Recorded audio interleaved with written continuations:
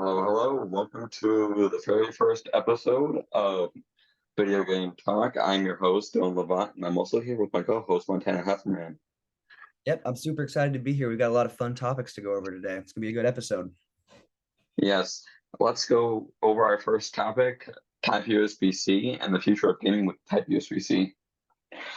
So, what's your opinion on this, Montana?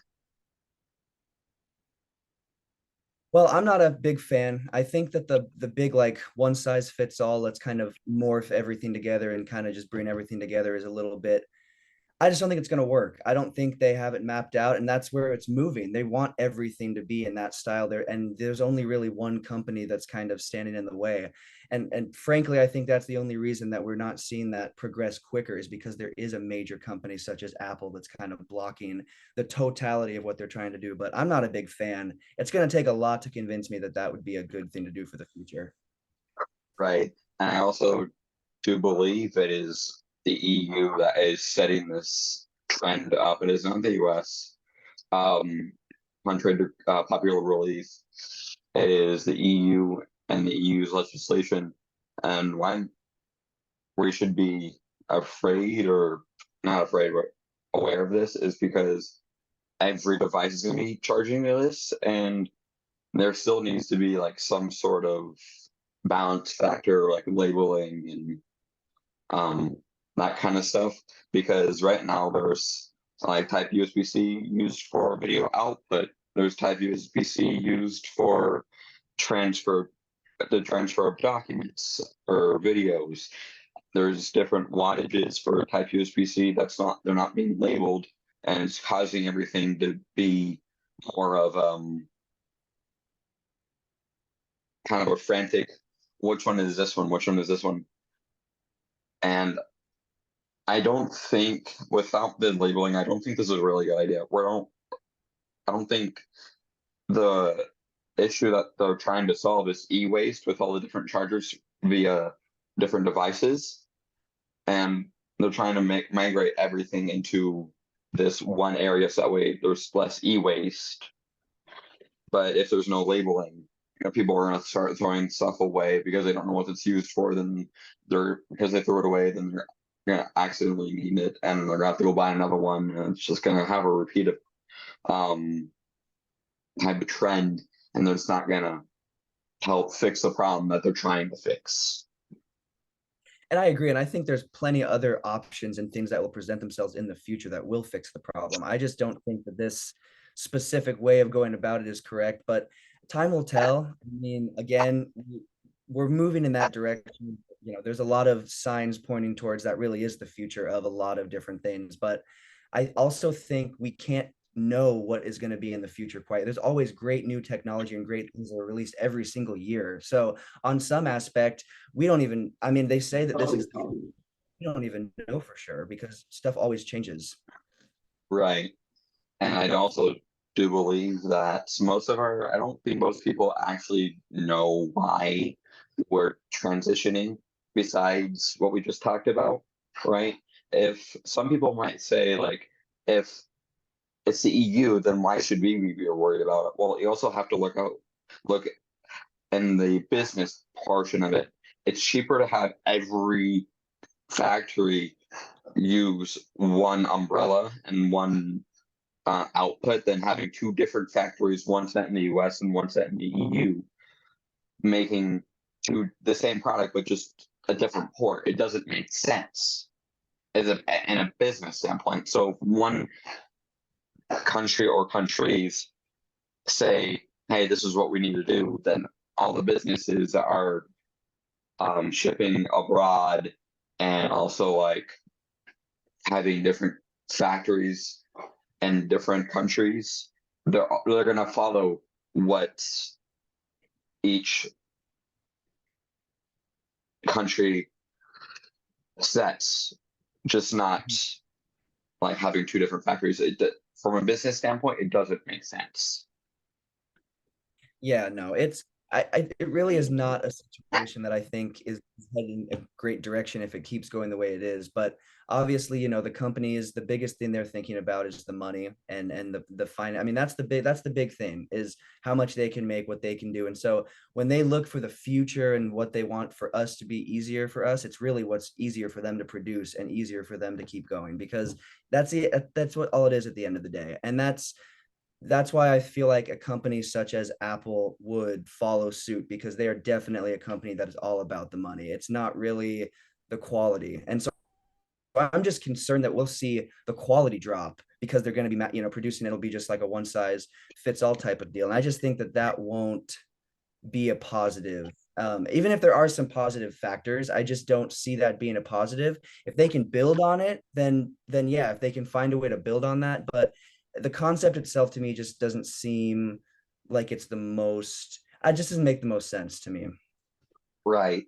So laying out the timeline for you guys, if everything goes to plan, next 2024 will be the fall of the phones and everything power wattage that phones use.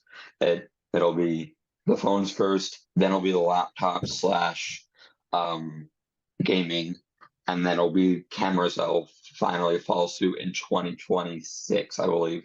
The laptops will follow in 2025. So the phones, laptops, and then you got your cameras. That everything that has a rechargeable battery will end up using Type USB-C or an inductive charger, such as like wireless charging.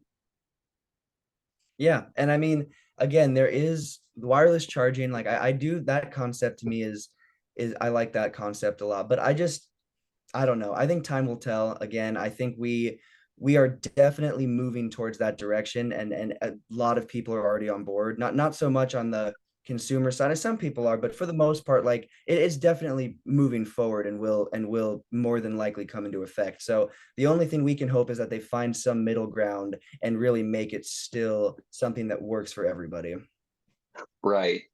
And I do also want to tell you guys that inductive charging, wireless charging, is also a flawed system.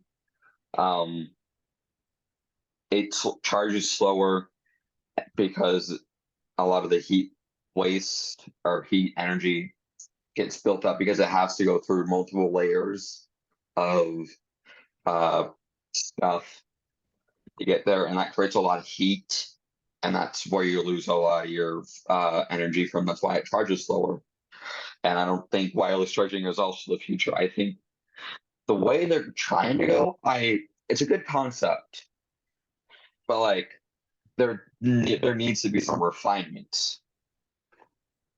And that's the biggest thing. If they're trying to mass produce it and just make it meet that dollar sign, then they might not refine it like they should. If they can refine it and actually find a good system, then we might be looking at this in a different light. But I just think the way they're going to go about it, it's going to be mass producing. It's not going to be. I just don't think they're going to do the things they need to do to really make sure it works like they hope. And I do think the intentions are good, but again, with most companies, they're really the intentions are the dollar sign usually. Right. And once this is all done, there is no going back Yeah, that's because the worst part. right. So I I think us talking about this and everyone else talking about it will help raise some of the concerns that people have with this. That's the only way politicians are going to get a kind of idea of what we're feeling, because they're not going to listen to an individual person. They're going to listen to a massive group. So that will be Type USB-C in the future. Hopefully, it doesn't end up like the way we are seeing it ending up, but more than likely it probably end up that way. Moving forward, um, our next topic will be Sonic Frontiers. Sonic Frontiers is the latest Sonic game and the Sonic lineup, and is hyped up to be something to be excited about. Montana, what do you think about this? So I wasn't too impressed with the some of the early things I saw, but I'm a big Sonic guy, and honestly, like all of the games, even Sonic '06, like there's games, there's good in each game. There's good parts and good moments in every Sonic game. And for me, I enjoy it no matter how bad the game is. So I think it'll be good no matter what. I'm really interested in the concept and the more like open world and that type of doing that. I think that, we saw Pokemon try to switch to that. I think there were a lot of holes when they did that, but I think Sonic is going to capitalize on it. I think it's going to be, I honestly think that this is going to be a big thing for Sonic, and I'm not sure if this will be the last game in this style that we see. Now it has to work. Like Breath of the Wild worked. It has to work. If it works, we probably will see another open world type of game, or at least a lot of additions and DLC type things. So I think it's there's a lot to work with, but I think the problem is with an open world game, there's also a lot you can miss, and that's what we saw with Pokemon. So I'm just hoping they can do what they do in all of their Sonic games and just put everything into it. And I think it'll be a good game. I pre-ordered it. I've got faith. So hopefully I don't get burnt like with Cyberpunk. That would not be that'd be a rough one. I'm already getting flashbacks from that. That was a tough time. With Cyberpunk, I don't think anyone wants to remember that game. But yes, there is, like you said, Pokemon Legends Arceus, for the people that don't know what we're talking about, had a lot to be desired. It felt very empty. Pokemon games do feel empty and bare boned, but this one felt not great. There was just like there was no like progression. All you did was, hey, go collect the very first Pokedex. Go collect all these Pokemon. There was no like, oh, what happens over here? What if I do this? What if I do this? There was none of that. It was just like, hey, go catch these Pokemon. Have fun. And I Sonic, I don't think it's gonna have that problem. Now, hopefully Sonic capitalizes on this moment and uses this to its uh uses it to its advantage and not be like a disadvantage. I am hoping it's gonna be like Sonic Colors was back on the Wii. That was a phenomenal game. But if it capitalizes it like I think it's gonna do it, it's gonna be a great game.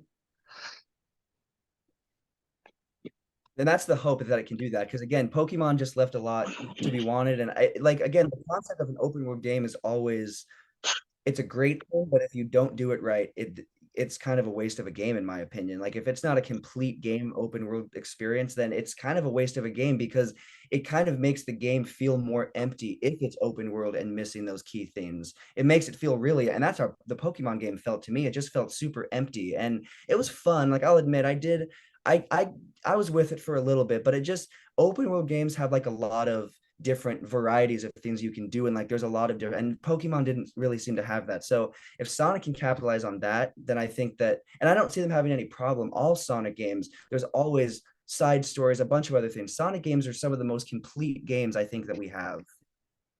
Yes, I also do think that. And uh talking about open worldness, like we said, with Pokemon, I think Pokemon is also moving forward in this direction. Um, hopefully not like Legends Arceus. We'll see with Pokemon Scarlet and Violet, and it looks like they learned their lesson, because setting it in the past was just a horrendous idea. Um, but they're moving forward in this direction, and it looks like they have three different ways you can go. The OG way, building all the gyms and becoming the best trainer. And then there's two other ones that they haven't said anything about. So there's three different storylines that you can do. And I think having three different storylines in that kind of game is going to help it, right? And I think that's what every open world needs. They need different storylines, right? Or like different ways of progressing. Because if you say this is the only way you go, then it feels very blocked and not like an open world should feel like. An open world should feel like it's open and up to your interpretation, and the way you're supposed to play it is based on the way you want to play it. There's no correct way of playing it. And that's, yeah, exactly. That's the thing that we can only hope that it capitalizes and does what some other open world games have not. And I feel like it should, you can't tell how good a game is going to be from a little bit of gameplay trailer, just a little, like, you can't, you have to, in my opinion, you have to actually get the game. I don't even really listen to reviews. I will look at them occasionally, but for me, like, a video game is really, it's a personal experience. It's person by person. So you can't really trust the reviews, but I think this game will do well. I have high hopes, and especially since it's Sonic and just the artwork for Sonic, thinking of that like in an open world, it's just like, that's amazing. The music, all of it. I mean, Sonic again was, in my opinion, some of the most complete games. So I don't think we'll have a Pokemon type of thing, or there's been other, I mean, Pokemon's not the only bad open world game. There's been plenty of ones that have lacked what people want from those games. But I think Sonic is going to be a really big hit, and I think we could see another Sonic game in the future coming out with the same concept, or maybe just an altered concept but with similarities. But I'm excited for it. I'm looking forward to it, and I really do have hope, especially since it's Sonic, because I've not played a Sonic game that I've at least had a little bit of fun on. Right. And hoping that IGN also follows suit in that. Like, they had the IGN first and that, right? So it was IGN who reported on it first. Now we'll see if it was the money talking or was it the actual game talking. Time will only tell. But moving on, we're going on to Minecraft Live, which recently happened, and it was a really good event. I think there's some key takeaways going forward. We're not going to touch on everything. We're going to touch on a few key topics on Minecraft Live. Next episode will be Minecraft Live fully. That's the only thing we'll be talking about. So make sure you tune into episode 2 of this. But we'll touch on a few topics because I think it's important to touch on these topics. So one of the topics I want to touch on first is the sniffer. Now, it sounds like a hilarious name, but It, right? Uh, the sniffer was the mob that won in the mob votes. There were 3 different mobs that were in this vote. You have the tough golem, I believe. And there was the second one that did hide and seek. I don't remember the name of that one. Um, and then there was a sniffer. Um, and the past 2 Minecraft lives, we did have 2 different variations of the golem. You had the bronze golem, and then you had the tough golem, which immediately lost. So whoever's trying to put a golem in the game, I think you're probably just better off forcing it into an actual update, not trying to leave it to the community, because it's obviously the community is not going to want another golem if it's up to a choice, right? I think we all want golems, but when it comes down to voting and putting one mob into Minecraft, I think a golem every single time is going to lose every single time. I think it's better off for Minecraft to actually force it into a game, into the update, and not leaving it down to a vote. So, what's your opinion on this, Montana?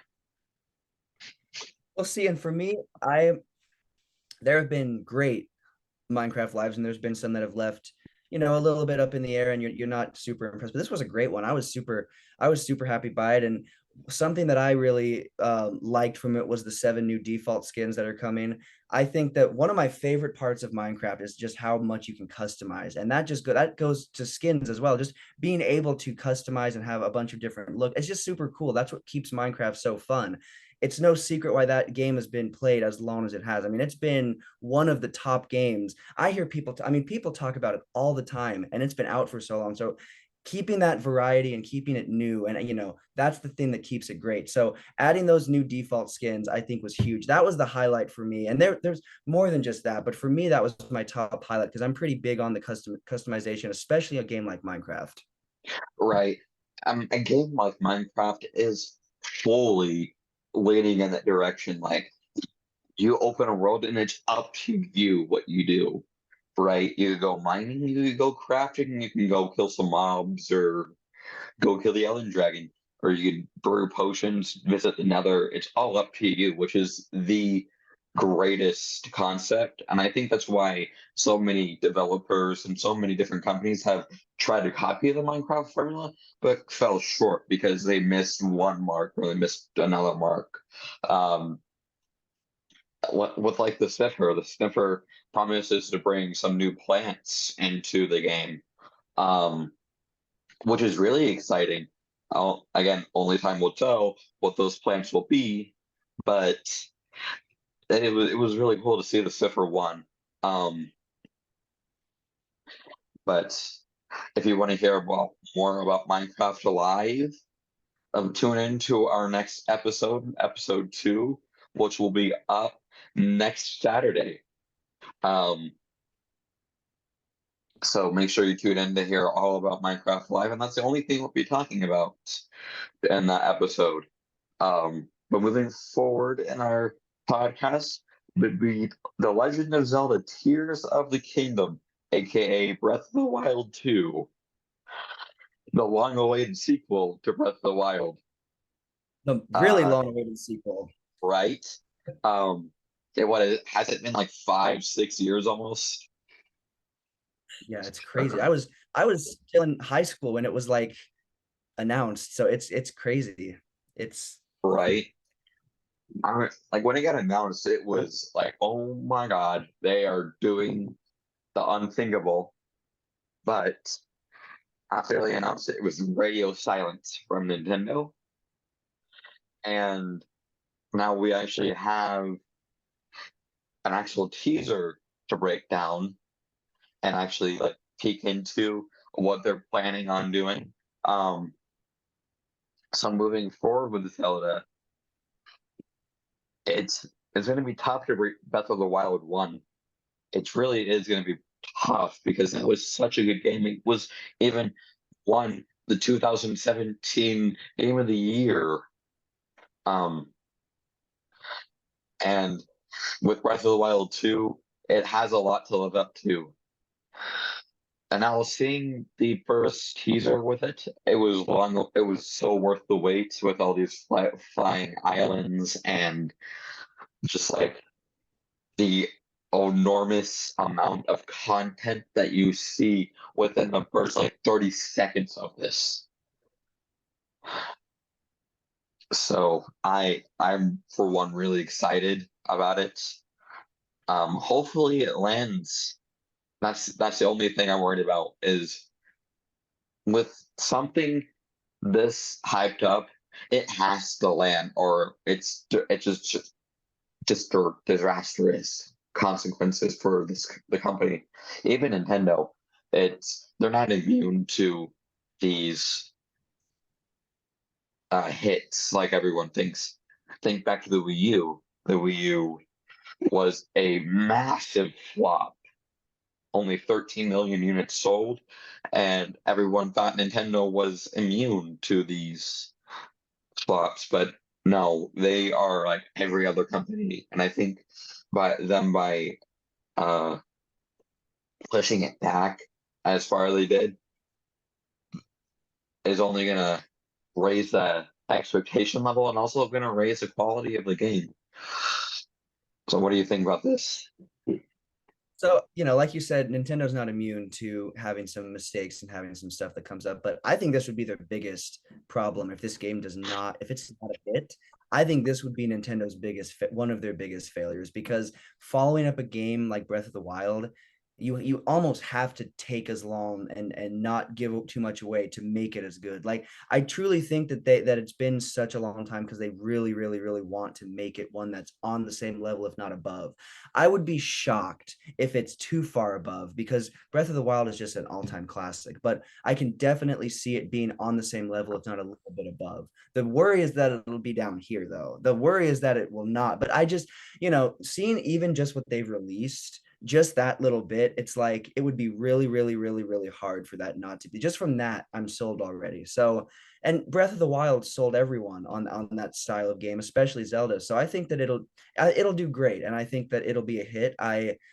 I'm curious to see, because my question is, it's not worse if it's a hit, but you can't top that. You could not top a sequel to Breath of the Wild. So where they take Zelda from there will be really interesting, because you don't want to just push a game out that's really sloppily made, because after the hype of that one, you're going to lose all of that you gained, because everyone expects another great title. So it's not that I think that I don't want the game to fail. I mean, I'm all in. I'm getting it right away. I don't want it to be a bad game, but Nintendo might have a hard time following that up. And so we might see them take a break. We've seen them do it before. We might see Zelda kind of have a little bit of a break and not be as mainstream, because you can't really top two games if this sequel is as good as the first. You can't really top those two games, I don't think. I mean, those are up there, top tier video games if they both hit. Right. And that's the thing. If it doesn't hit like Galaxy 2 didn't, it was such a far cry from Galaxy 1. And some people really like that. Like some people like one of my buddies was like, "This is the best. It's so much better than the first one," but it's not. If you've No, played through the whole first one and you've enjoyed all you can to enjoy, it's not even close. right? Take it from a guy that 100% completed Galaxy 1. It was a phenomenal game. But Galaxy 2, I struggled to get through it. I to this day I haven't even gotten through like the first 30 minutes. Yes, I'm like, this is dumb. Like it has no connection or nod to Galaxy One. Like it's a full-blown sequel. So what you expect is some sort of nod, some sort of acknowledgement to the very first game in the series. Galaxy 2 never had that. It was just a completely different game.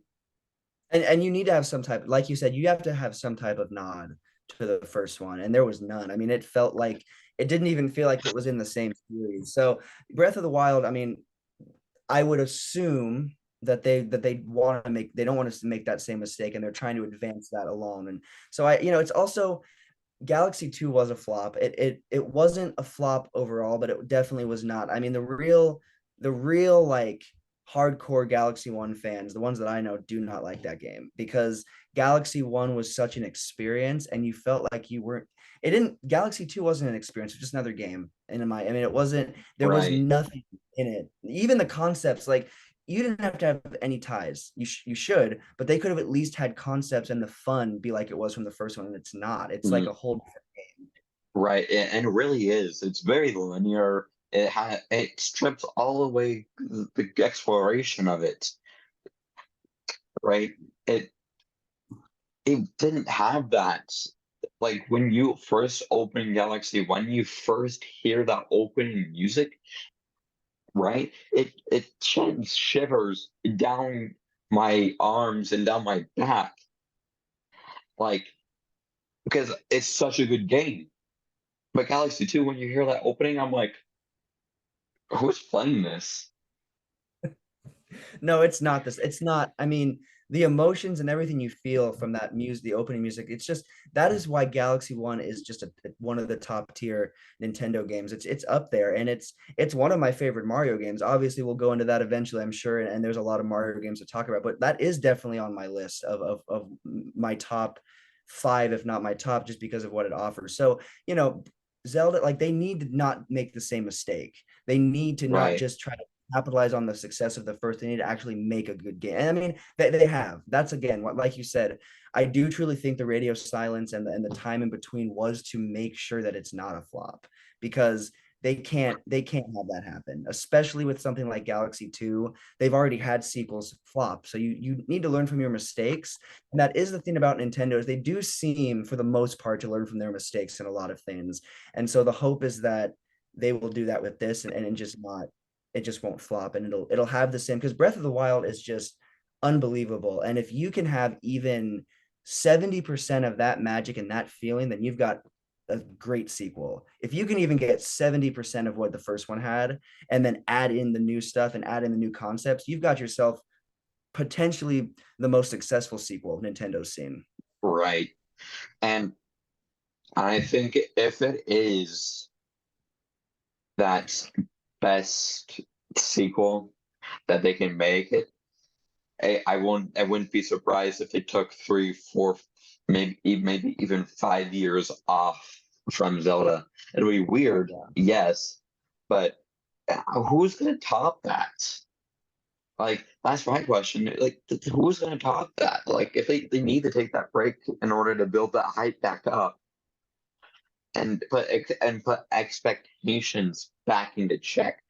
And I think that's what's really going to happen is I think we're going to see quite a big break for Zelda, and I think it won't be like a launch title for the Switch 2 or Switch Pro, whatever you want to call it. Um, I think really what we're going to see is that break, and then being that Switch 3 or whatever Nintendo makes after the Switch 2. No, and I agree. And again, like you said, there's no shame if they need to take a break in between Zelda. Like you almost want to encourage them to do that because I don't think you can release again. But if it somehow misses and flops, then you almost have to make another game within the not like right after, but within the near future to recover from that because you don't want one of the most beloved iconic characters to have a really bad game following a really good one and then you're just radio silent after that. So they'll at least have to address it and they will. I mean, it'll be good. I think the game will be great. I'm looking forward to it. Breath of the Wild is a game that I can still play whenever and not get bored of it. And so if we get a sequel, then you have two games like that, which is just it's super awesome to think about that because you could play both of them. You could play one switch like that's the type of thing that I hope it's like. You want to play both. You want to enjoy the one you play first and then enjoy the new. Like I just hope that we get that, and I think we will. Especially because there's a lot riding on this game because of failed sequels and also just the first one was such a smash hit. So I'm excited to see what they have up their sleeve and what we've seen looks phenomenal. So there's no worries on this end right now. Right. And I don't think Nintendo would be Nintendo without releasing a really good sequel, not mentioning Galaxy 2. Um, at least if it even if it is like that 50% market, right? If it is like 50% as good as Breath of the Wild, you still have a really good damn game. Oh yeah. Um, yeah. I think and people even still are still discovering secrets from Breath of the Wild 1 to this day, 5 years later. That's how you know you've created a complete experience if you're still like having people figure stuff out that long after because a lot of people will just speed run through it and just get it all done, do everything they can, and then that's that. But like Breath of the Wild, you can go quickly, but it's like the game encourages you to enjoy it. It's a game where the journey is really important, and like that is what we can only hope the sequel has too. Right. So hopefully Tears of the Kingdom will be really good. And I'm sure once it releases and we have a chance to play it, both of us have a chance to play it, we'll be having a dedicated episode just breaking it down, seeing what Nintendo could have done better and what Nintendo could have done and what Nintendo did right. But moving on is our main topic, the Mario movie starring Chris Pratt as Mario. Dear God, what was the thought process of when you saw that awkward pause in that Nintendo Direct? What was your thought process when you saw that? I mean, that's about how I felt too. I think that especially since Chris Pratt, I think it was Twitter was like, I've been practicing, I've nailed the voice, I have it down. Like, I'm like, where did you have that down? Because we didn't see it. Obviously, you have a lot of speaking time in the trailer, but like what we heard, it was just like, what's going on? Is this Mario? Is that coming from the like what like it didn't feel like Mario, but I I hope because I do really like him as an actor and also he's a really good voice actor. I think that he can breathe life into animated characters really, really well. So my hope is that even if the voice is not what it should be, which it has to be, it's Mario, that's iconic. How can you leave that part out? like it's what he says and what he does is iconic. And so if you don't have any tie to that, it's a little bit, it feels a little empty. But my hope is the character's developed enough. And I mean, we have Jack Black as Bowser. So I'm just that sells me a little bit. So I I don't know. Chris Pratt, we haven't seen what he was tweeting about, but maybe he's pranking us and the whole movie it's gonna be actually right. Maybe that's what it is. I don't know. The ultimate prank. um, Yeah. but that would be one of the top tier pranks, even for anyone, even Nintendo. But I really don't think Nintendo was the one that chose Chris Pratt for Mario. I think it was all Illumination's idea, um, which to me sounds about right. Illumination is really about hitting the big name actors to sell their movies. Um, and I wouldn't be really surprised to see that Illumination was like, we're not moving forward without Chris Pratt, and Nintendo had to because it was probably like maybe 3 or 4 years in development, and it was too late to turn back. And they were starting to work on the voices of each character, nailing that down. And I think Illumination was like, we're not moving forward without Chris Pratt, and I think Nintendo was kind of forced to like concede and say, all right, because well, from what I see, the movie should be titled Chris Pratt, starring Chris Pratt. I mean that's what we have so far from what we can tell. That's kind of the vibe that's giving off. But yeah, I do think that you're right about it not being Nintendo's decision.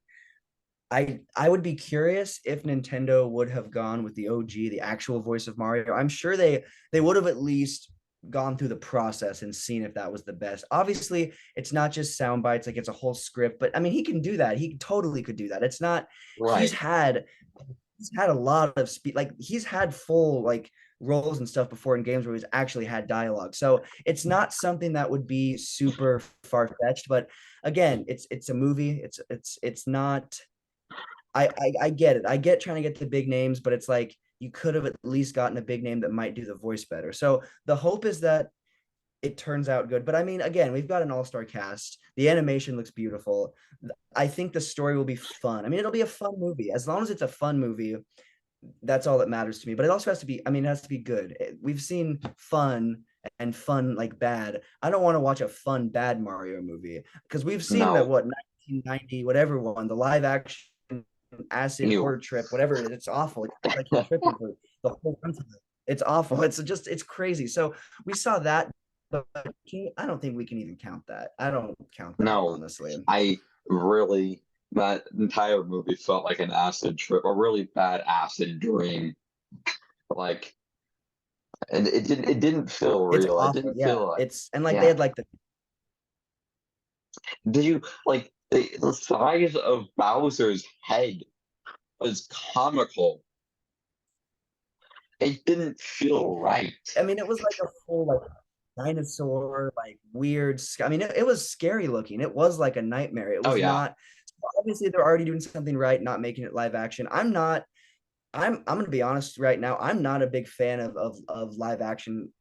What's supposed to be animated being live action. I'm not a big fan of that. That would have been. They would have never. I don't think they would have ever done that, especially after the No. actual live action version. But I just live action movies taking anime. I mean, Disney does it all the time, and I mean, it's just Uh, lazy. It's just lazy. Let's reuse a script. Let's do everything the same, but with real like live action. And so obviously Mario wouldn't have anything to go off of with that, but it would still be it wouldn't feel right if it was live action. So I'm really glad it's animated, and I'm really glad what we've seen. The animation looks great. I think that right. we can rely on that. In my opinion, right now, I can rely on the animation being great, and I can rely on Jack Black being great. And those are the two things I'm holding on to right now. Right. Even like the Magic Koopa and Toad sound phenomenal. It sounds like that's what they would sound like if they were real people. And Bowser's expressions and its voiceable expressions were top notch. Jack Black really hit that mark with Bowser. And I think I really think Chris Pratt, I don't think he's the right choice for it.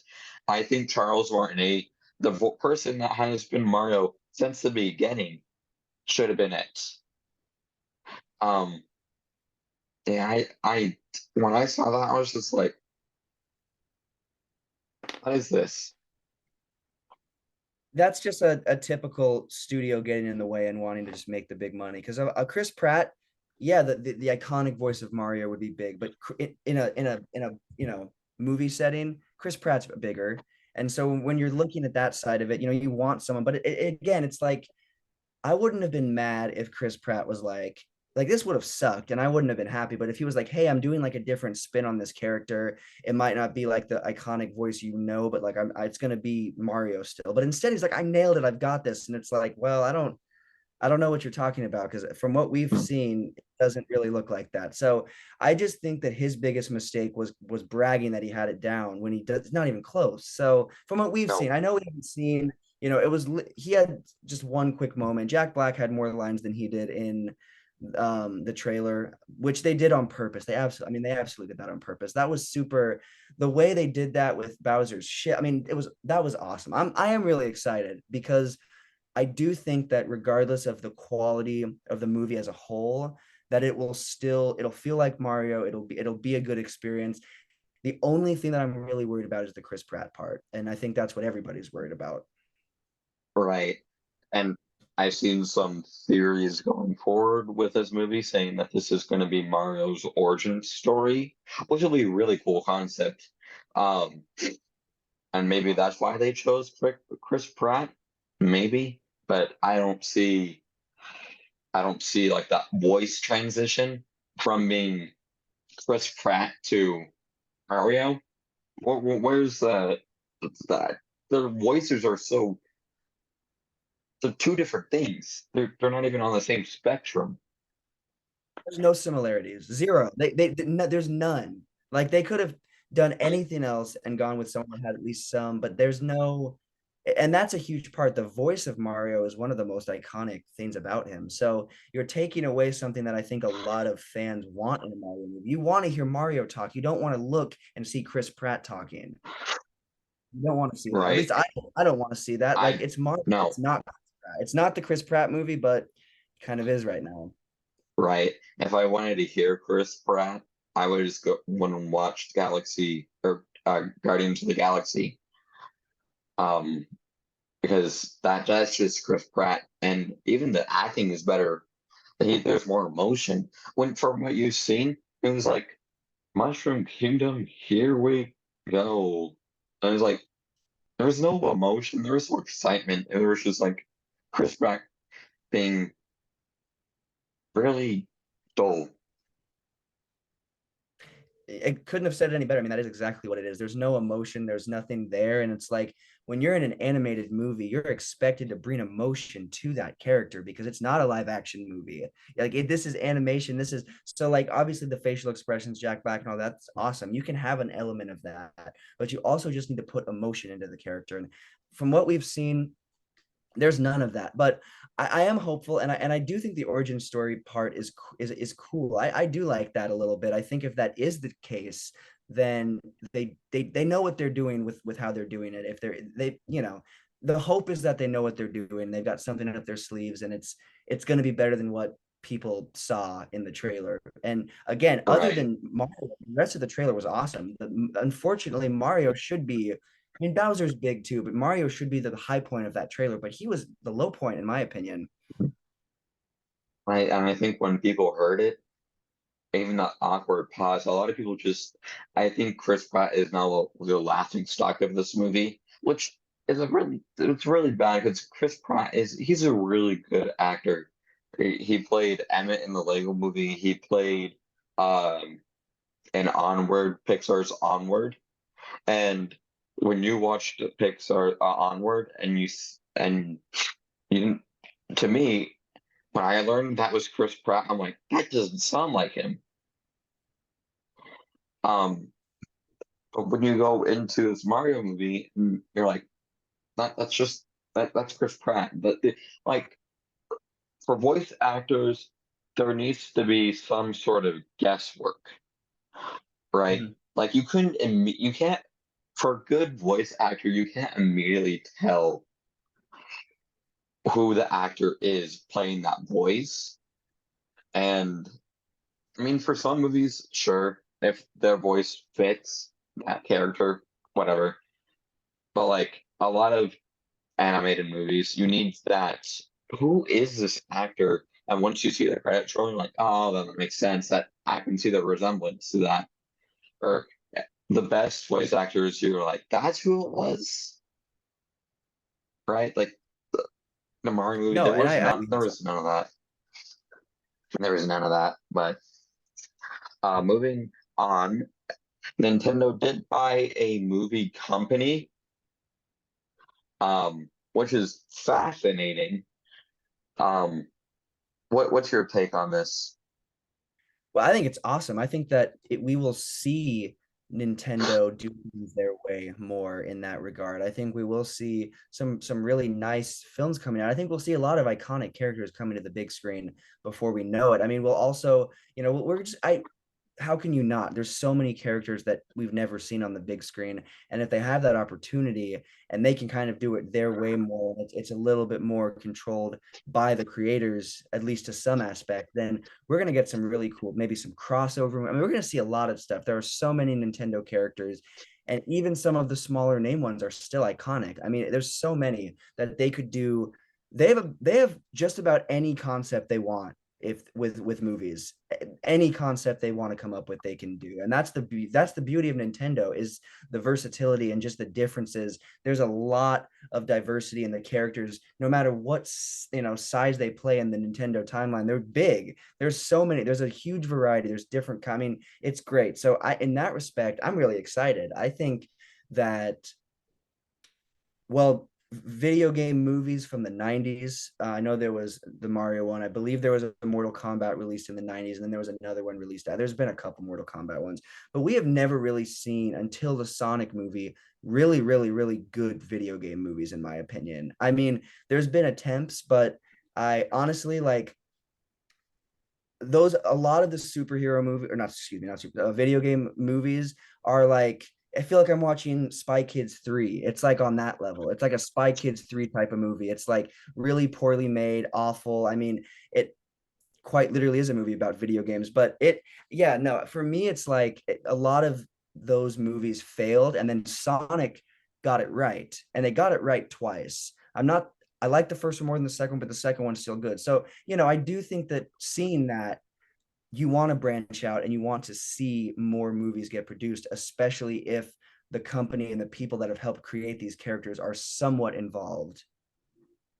Right? Nintendo has basically an unlimited amount of characters they can use because they have so many first party characters and that they built up over the years. Like F-Zero could be like all about racing. You have Star Fox that could be your Star Wars-esque movies from Nintendo. You have Donkey Kong, which could be um your Donkey Kong.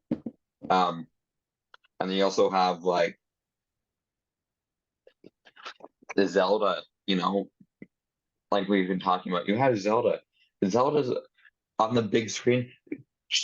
It's going to be so great seeing Zelda on the big screen because you have so many games to pull from. Or you could just do a quick 180 and be like, hey, this is where Zelda came from. You know, that maybe this is No, Zelda's origin story, or, maybe eh, they have so much potential with this.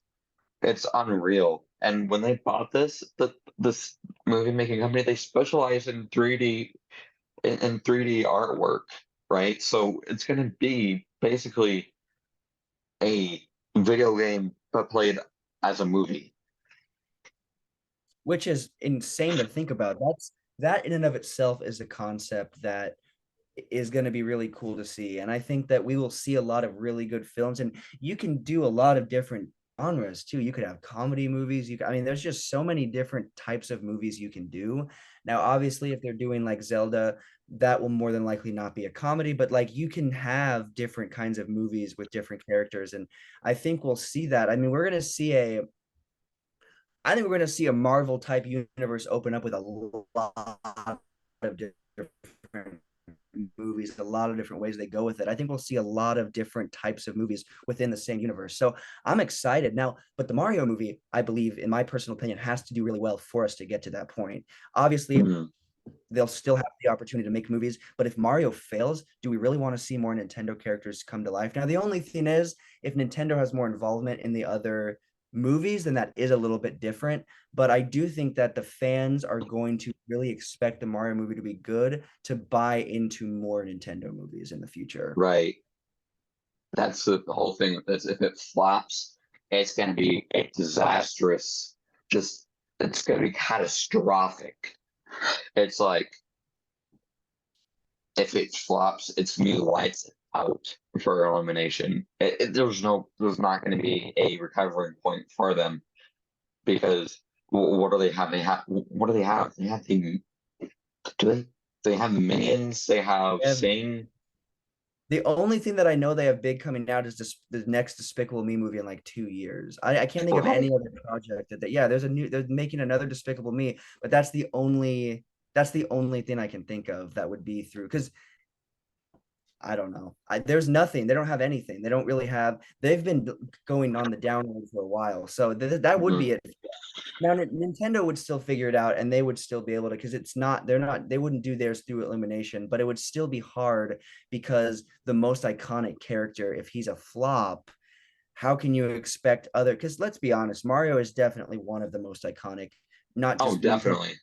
characters. So this is in my personal opinion, it's great that they're starting big, but it's like this is big. They must feel pretty confident in what they have to release a movie of Mario as their first like real Nintendo tied movie.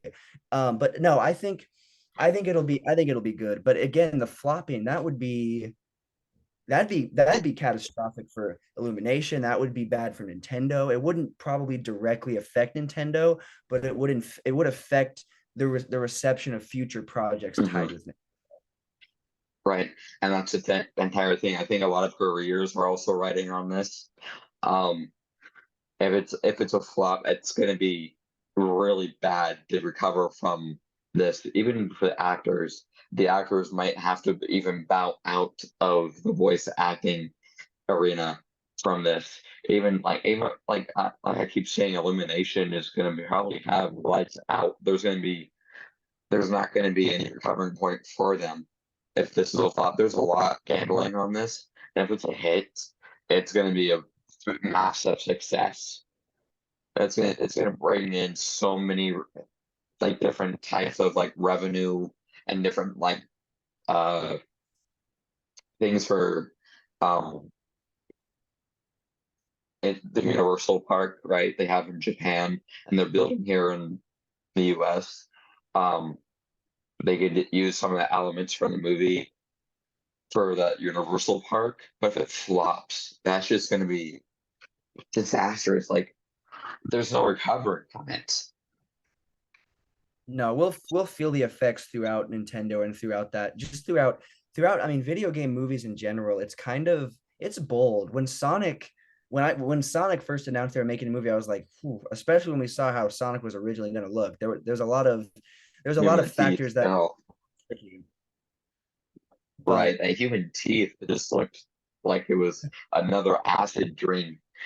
yeah, just seriously, that was another one right there. That was sometimes worse. Like seeing pictures of that, it's like it's just that would have been yeah, but they Mm, still made it, and then they had a sequel. I mean, right. they had Jim Carrey to get an actor like Jim Carrey, who honestly is not super involved in the acting scene as much as he was, to get him to sign on for both movies and do as good of a job as he did, that's huge. I mean, that's an example of big name actors, but also a good story and a good execution. So Right. that's what Mario needs. They need to have a good story. They need to have good execution. They need to have all of those elements, or it won't be a hit. And that's Sonic was I was surprised. I thought Sonic was going to flop. I really did not think it was going to be that good originally, but I was proved wrong. And I think that a lot of people were. So I think that Mario, this movie could do the same thing, and again, Right. we could see, the next trailer, more of Chris Pratt talking, and maybe we'll be eased up a little bit. Maybe it'll be better. Maybe we'll get to hear him do his thing a little bit more. But if we get another trailer and he has more dialogue and it sounds like the little bit we saw in the first one, that's going to be rough to like overcome. And like I still will want to see the movie, but I don't want to see a Mario movie with Chris Pratt's voice. Right. It just sounds like they're listening to some mother that has a thing for Chris Pratt, and that's that's what it feels like, right? Like like the mother, like, how can I get this into the movie with my kid? So I still have the thing for Chris Pratt, but how can I get my kid? Oh, I know. Let's put Mario as Chris Pratt. It kind of feels like that, and to me, like, no offense to any mothers that have a thing for Chris Pratt, but like, let's not go down that route. No, Um, I mean, I agree. I don't think that that should be, what is focused on, but of course it's, you know how it goes. right, That's just how that goes. But no, I agree with you. I do think that it's unfortunate that they went with him. And I think, like, when I first heard him talk in the trailer, I was like, why did Toad just switch his voice? I was like, that's not, I didn't even think Mario talked. At first, I didn't even think that he said anything. It didn't register to me that that was Mario talking. So a whole movie of that it'd be hard, but I just don't think that that's going to happen. I feel like it'll work out. And again, the rest of the cast is great. And we might see the start of a really great, we might see a sequel. We might see a lot. We might see the start of something great. We could either see the end of potential or the start of something great. And I'm hoping it's the start of right. something great. And I think if it does flop, I think it'll be another like the crash, the great video game crash. I think if this flops, I think a lot of companies are going to be scared away from making another video game movie, which is I don't want that. I want to see all these famous characters on the big screen. I want to be able to be like, hey, let's go watch Sonic 3, or hey, let's go watch F-Zero. You know, like I think it'll be really good if this movie actually does well.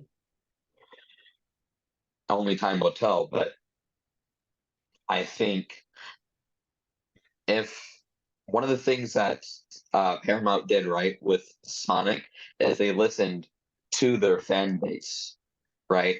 Um, and when they first released those couple teaser images of Sonic, and they heard the outcry of "What the hell is this?" Um, they backtracked and they redesigned him. They pushed it back. They pushed the movie back, and they redesigned him to make sure, hey, this is what the fans want. And I think if Nintendo does anything like Sega did or Paramount did, or if Elimination listens to their fan base and says this is not it, you know, maybe we'll get it pushed back and we have another character or have another person as Mario. It doesn't have to be Charles Martinet. He's already in the movie. He's a side character, or side characters, I should say, but he's already in the movie, right? And I think if he was casting as Mario, I think that would be a little much for Chris, or not Chris, excuse me, Charles. I think that'd be a little much for him. But if we were to find another actor that actually has some sort of resemblance towards Mario and have that date pushed back again, I think we'll be okay. No, I agree, and we've seen this before, like in the cartoon Mario show. That wasn't the same person. No, That was decent. You can recreate voices, like, I know in the sense of like James Earl Jones, Darth Vader. That's huge. You like, but there's other people that could do the like. it's not a one person can just do the voices. Other people can get close, and Chris Pratt is not even in the same like level at all. Like he's just, and again, my hope is the next trailer we see, there is more promising footage that shows it looking better. But I just, it's hard because it looked so good until that moment. I was super excited, and then that threw me off, and that was like the end of it. So it was like you're excited, you're hyped, and then you're left with a feeling of, well, that's great, but also not. So it's tricky, I think. But I also think Chris Pratt. I mean, obviously, Chris Pratt has social media. Chris Pratt is with it, so he knows. I'm sure he knows what's going on, and you can only hope that maybe there is a level of responsibility to bring that character to life, because you have, every time you create an iconic character on the big screen, you have a responsibility to do them justice and to do the character how they're supposed to be done. And Bowser is going to be like that. Toad is going to be like that. I can guarantee you most of the other characters are going to embody who they're supposed to be. Chris Pratt, though, the lead, that's the worst part. It's the lead. It's your lead guy. Right. And he's gonna have the most amount of screen time, you know, and only second to Donkey Kong, which is also in the movie, but like we haven't heard anything from Donkey Kong, or we haven't heard anything from Princess Peach. We haven't heard anything from any of the other characters. We only heard a gasp from Luigi. Um, but I think the next trailer will determine how the overall feel of the Mario movie will be. And once that next trailer releases, um, we'll have another podcast like breaking down that trailer and seeing what the overall feel of that um, movie will be like.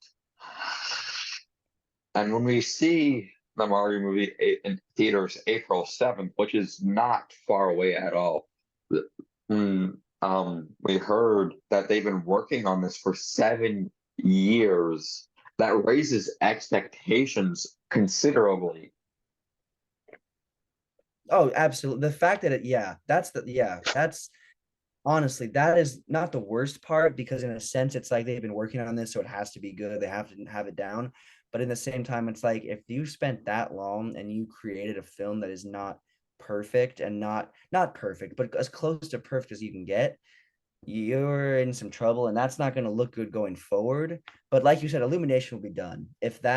Right, If that does happen, that's it. I mean, even with the success of like Minions and the Despicable Me movie, like it doesn't really transfer over to keeping that going. When we see, film companies and things like clean to one concept, those are the ones that usually get shut down. So you can't hang on to Minions forever. Eventually, people are going to find them just as annoying as I find them.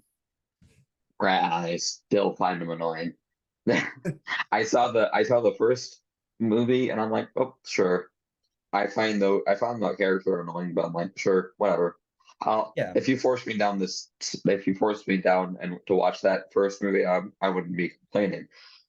But like, they released like 6 different Minion movies, and now they're just like we keep saying it's an even worse acid dream because they keep coming It back. is.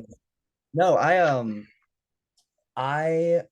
went I saw that. I don't know, remember where. I don't remember when I saw it, but I saw whatever one the last one came out, the Oh last movie. yeah, Just the Rise of I Gru. mean, it was awful. And like the villains turned into dragons at the end, and I'm just like, Oh, they do. where did that come from? Like there was nothing about that in the whole movie. And then there's just a bunch of dragons. I'm just like this.